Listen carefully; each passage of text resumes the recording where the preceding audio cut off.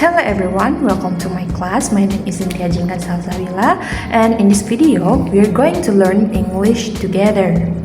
Maybe most of you have already learned many types of text, from the scripted text to narrative and procedure text. Nah, all of the texts are important in English. However, today we are not going to focus on the types of text themselves. But now we will focus on a small part that is connected to all of them. This part helps us understand what a paragraph or a text is really talking about.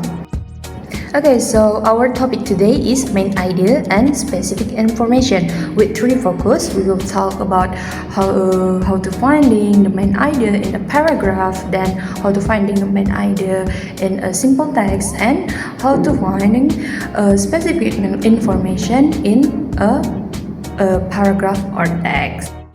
Okay, so first let's talk about the main idea. So what is the main idea exactly? The main idea is a statement that the author makes about the topic, and it tells us what the paragraph or the text is mainly about. And in simple words, the main idea is the most important point in a paragraph or text. Nah, intinya main paragraph itu adalah bagian terpenting yang ada di dalam sebuah paragraf atau teks. Dia itu yang menyimpan semua inti atau kesimpulan dari sebuah paragraf atau teks.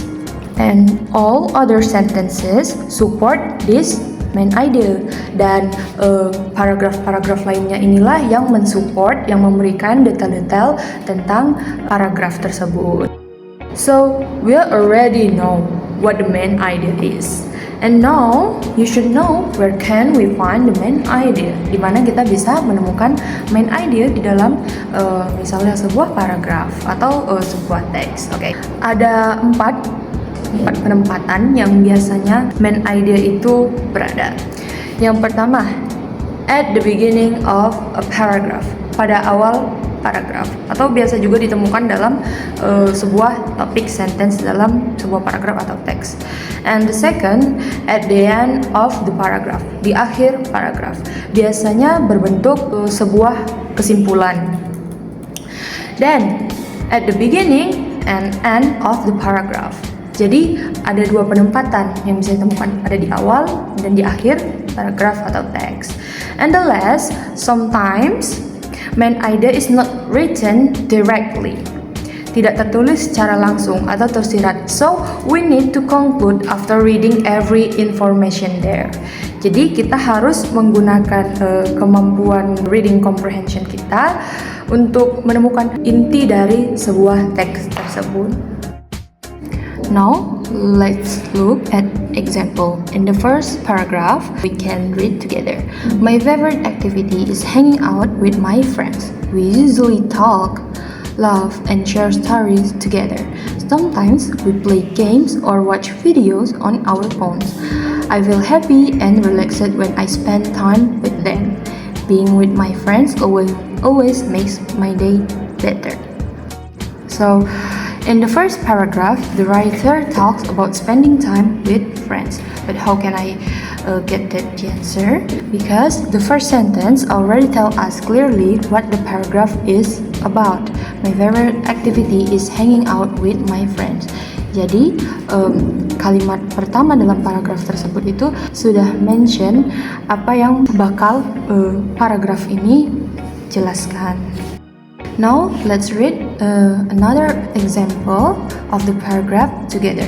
We sometimes sit in the canteen, eat snacks, and talk about our lessons in the break time. Sometimes we joke, laugh, and help each other with homework. These activities make our time at school enjoyable. Spending time with my classmates during break time is fun for me. So, the first sentence already tells us clearly what the paragraph is about, and the other sentences support it by giving more detail.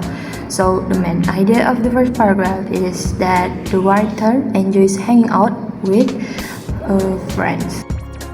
So in the second paragraph, the writer explained activity at school during break time. So in the paragraph 2, the details are given first, such as sitting in the canteen, eating snacks, talking, and helping friends. So the main idea appears at the end of the paragraph. Spending time with my classmates during break time is fun for me. This shows that the writer enjoys spending time with classmates at school. This is an example of a main idea that is found at the end of a paragraph. Next, when we combine both of those paragraphs into one text, we can find the main idea of the whole text. So, the first paragraph talks about spending time with friends in daily life, and the second paragraph talks about spending time with classmates at school. So, the main idea of the whole text is that the writer enjoys spending time with friends. Next, let's move on to specific information. So, what is specific information? Specific information refers to the small details in a text and answer questions such as who, what, when, where, how, and why. The purpose atau tujuan dari specific information ini adalah untuk membantu kita menemukan beberapa informasi yang kita butuhkan untuk menjawab pertanyaan-pertanyaan tentang teks tersebut. Nah, tidak seperti the main idea, specific information itu bisa ditemukan secara langsung di dalam teks. Nah, sebagai contoh, dari teks sebelumnya kita bisa menemukan detail-detail tentang what the writer and friends usually do together, where they spend their break time, and how the writer feels when spending time with friends. Nah, semua ini adalah contoh-contoh dari specific information karena jawabannya itu sudah ada secara langsung atau tersirat kita bisa temukan di dalam setiap sentence di dalam teks. Now, it's time for a challenge. You can scan the barcode I provided in the video. So, you will try to escape from the locked room by finding the correct main idea and specific information. Read the text carefully, answer the questions correctly, and use your reading skill to complete the challenge. Thank you for your attention. I hope you enjoyed today's lesson.